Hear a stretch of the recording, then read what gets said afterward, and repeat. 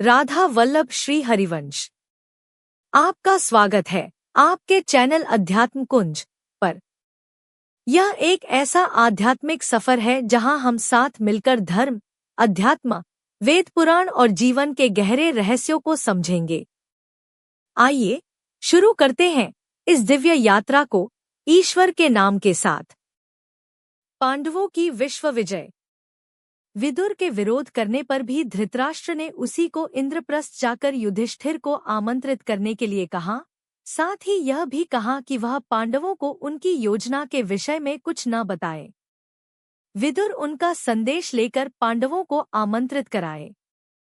पांडवों के हस्तिनापुर में पहुंचने पर विदुर ने उनको एकांत में संपूर्ण योजना से अवगत कर दिया, तथापि युधिष्ठिर ने चुनौती स्वीकार कर ली तथा द्यूत क्रीड़ा में वे व्यक्तिगत समस्त दाव हारने के बाद भाइयों को, स्वयं अपने को तथा अंत में द्रौपदी को भी हार बैठे। विदुर ने कहा कि अपने आप को दाव पर हारने के बाद युधिष्ठिर द्रौपदी को दाव पर लगाने के अधिकारी नहीं रह जाते, किंतु धृतराष्ट्र ने प्रतिकामी नामक सेवक को द्रौपदी को वहां ले आने के लिए भेजा। द्रौपदी ने उससे यही प्रश्न किया कि धर्मपुत्र ने पहले कौन सा दाव हारा है, स्वयं अपना अथवा द्रौपदी का। दुर्योधन ने क्रुद्ध होकर दुशासन भाई से कहा कि वह द्रौपदी को सभा भवन में लेकर आए। युधिष्ठिर ने गुप्त रूप से एक विश्वस्त सेवक को द्रौपदी के पास भेजा कि यद्यपि वह रजस्वला है तथा एक वस्त्र में है, वह वैसी ही उठकर चली आए। सभा में पूज्य वर्ग के सामने उसका उस दशा में कलपते हुए पहुंचना दुर्योधन आदि के पापों को व्यक्त करने के लिए पर्याप्त होगा। द्रौपदी सभा में पहुंची तो दुशासन ने उसे स्त्री वर्ग की ओर नहीं जाने दिया तथा उसके बाल खींचकर कहा, हमने तुझे जुए में जीता है, अब तुझे अपनी दासियों में रखेंगे। द्रौपदी ने समस्त कुरुवंशियों के शौर्य, धर्म तथा नीति को ललकारा और श्री कृष्ण को मन ही मन स्मरण कर अपनी लज्जा की रक्षा के लिए प्रार्थना की। सब मौन रहे, किंतु दुर्योधन के छोटे भाई विकर्ण ने द्रौपदी का पक्ष लेते हुए कहा कि हारा हुआ युधिष्ठिर उसे दांव पर नहीं रख सकता था, किंतु किसी ने उसकी बात नहीं सुनी। कर्ण के उकसाने से दुशासन ने द्रौपदी को निर्वस्त्रा करने की चेष्टा की।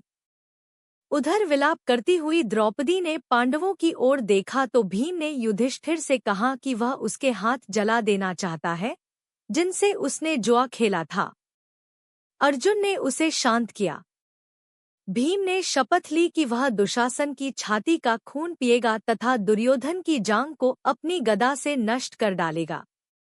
द्रौपदी ने विकट विपत्ति में श्री कृष्ण का स्मरण किया।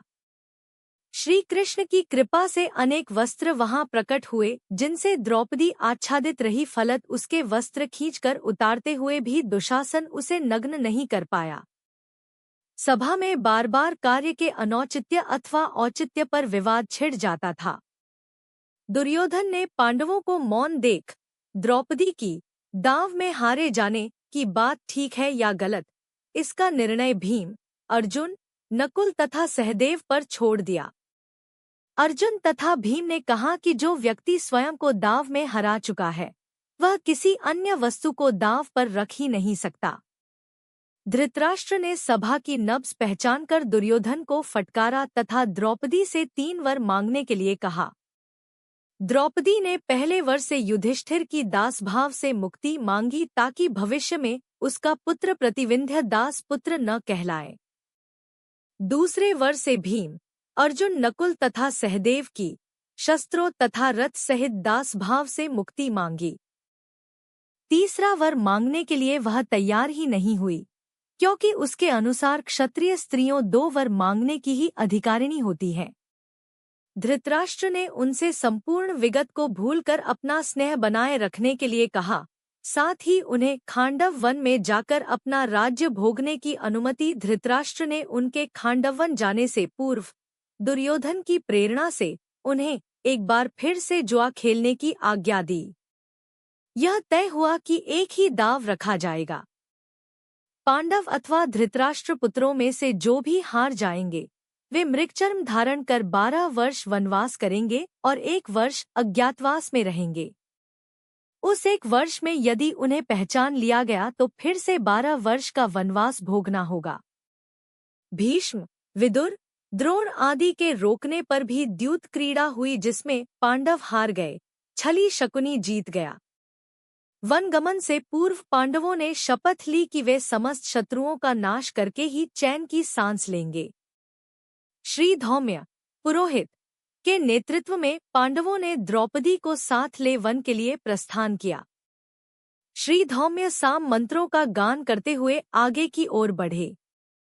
वे कहकर गए थे कि युद्ध में कौरवों के मारे जाने पर उनके पुरोहित भी इसी प्रकार साम गान करेंगे।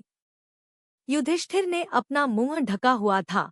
वे अपने क्रुद्ध नेत्रों से देखकर किसी को भस्म नहीं करना चाहते थे। भीम अपने बाहु की ओर देख रहा था, अपने बाहुबल को स्मरण कर रहा था। अर्जुन रेत बिखेरता जा रहा था। ऐसे ही भावी संग्राम में वह वाणों की वर्षा करेगा।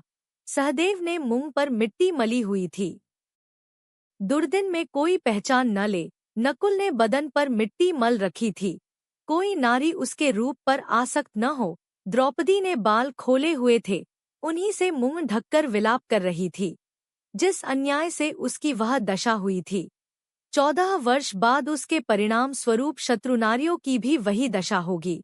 वे अपने सगे संबंधियों को तिलांजलि देंगी। वनवास के 12वें वर्ष के पूरे होने पर पांडवों ने अब अपने अज्ञातवास के लिए मत्स्य देश के राजा विराट के यहाँ रहने की योजना बनाई।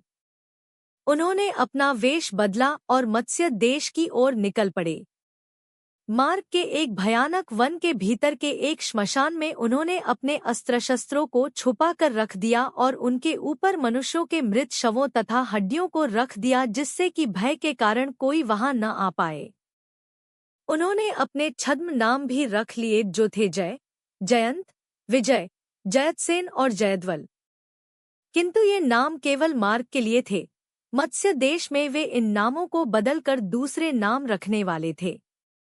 राजा विराट के दरबार में पहुंचकर युधिष्ठिर ने कहा, हे राजन, मैं व्याघ्रपाद गोत्र में उत्पन्न हुआ हूँ तथा मेरा नाम कंक है। मैं द्यूत विद्या में निपुण हूँ। आपके पास आपकी सेवा करने की कामना लेकर उपस्थित हुआ हूँ। विराट बोले, कंक, तुम दर्शनीय पुरुष प्रतीत होते हो।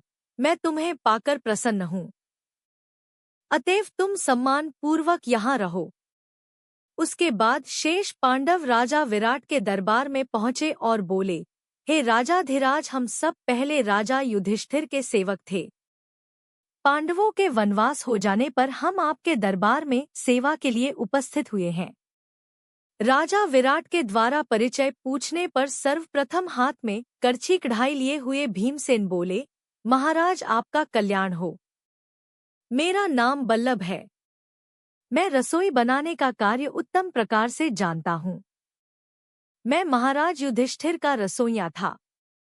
सहदेव ने कहा, महाराज, मेरा नाम तंतिपाल है। मैं गाय बछड़ों के नस्ल पहचानने में निपुण हूँ और मैं महाराज युधिष्ठिर के गौशाला की देखभाल किया करता था। नकुल बोले, हे मत्स्याधिपति, मेरा नाम ग्रांथिक है। मैं अश्व विद्या में निपुण हूँ। राजा युधिष्ठिर के यहाँ मेरा काम उनके अश्वशाला की देखभाल करना था। महाराज विराट ने उन सभी को अपनी सेवा में रख लिया। अंत में उर्वशी के द्वारा दिए गए शापवश नपुंसक बने, हाथीदांत की चूड़ियां पहने तथा सिर पर चोटी गूंथे हुए अर्जुन बोले, हे मत्स्यराज, मेरा नाम वृहन्नला है। अब आपकी सेवा की कामना लेकर आपके पास आई हूँ। सैरंध्री के रूप, गुण तथा सौंदर्य से प्रभावित होकर महारानी सुदेशना ने उसे अपनी मुख्य दासी के रूप में नियुक्त कर लिया। इस प्रकार पांडवों ने मत्स्य देश के महाराज विराट की सेवा में नियुक्त होकर अपने अज्ञातवास का आरंभ किया।